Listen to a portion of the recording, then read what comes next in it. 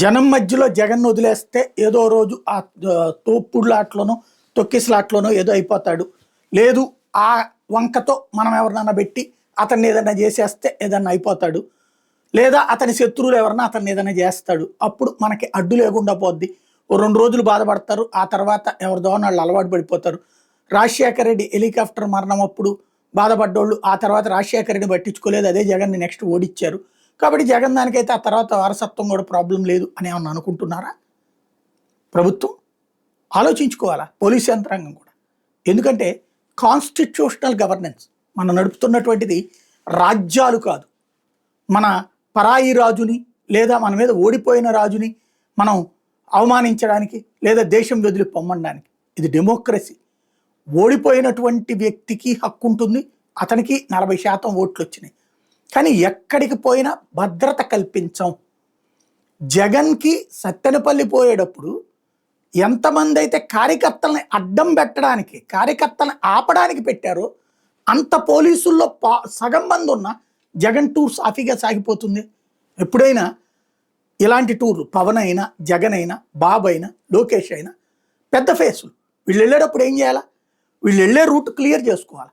అటు ఇటు పోలీసులను పెట్టి రోడ్ల మీదకి రాకుండా ఆపాలి. అవసరమైతే తాళ్ళు కడతాం. నెంబర్ 2, స్పాట్కి వెళ్ళినప్పుడు అక్కడ వీళ్ళ కాన్వాయ్ వెళ్ళడానికి అనువుగా బ్యారికేడ్లే పెడతామా, తాళ్లే పెడతామా, పోలీసులే పెడతామా? పెట్టాలి. స్పాట్కి వెళ్ళాక అక్కడ వాళ్ళ చుట్టూ రోప్ పార్టీ. ఎందుకు? మీద పడిపోకుండా. పడిపోతే ఎవరేం చేస్తారో తెలియదు. అలాగా ఇది కామన్గా ఇన్ని దశాబ్దాలుగా నడుస్తున్నటువంటి ఒక కామన్ సెక్యూరిటీ విధానం. కానీ జగన్ది మిర్చి యార్డుకు వెళ్ళినా, పొదిలికి పోయినా, లేకపోతే సత్తెనపల్లి పోయినా, లేకపోతే ఇంకొక ఊరు పోయినా జగన్ దగ్గరికి జనం అందరూ ఎగబడేలా చేస్తున్నారు. మీద పడిపోతుంటే ఆపేవాళ్ళు లేరు. మధ్యలో 4 పోలీస్ టోపీలు కనబడుతున్నాయి. రోప్ పార్టీ ఉండట్లా, అట్లాగే కంట్రోలింగ్ సిస్టమ్ ఉండట్లా. జగన్ కూడా ఏం చేయలేడు. ఎందుకని? వాళ్ళ మనుషులు పెడితే అదిగో వాళ్ళ మనుషులే కొట్టారని చెప్తారు. ఇక్కడ కొట్టడం కాదు కదా, ఒక విధానం కదా.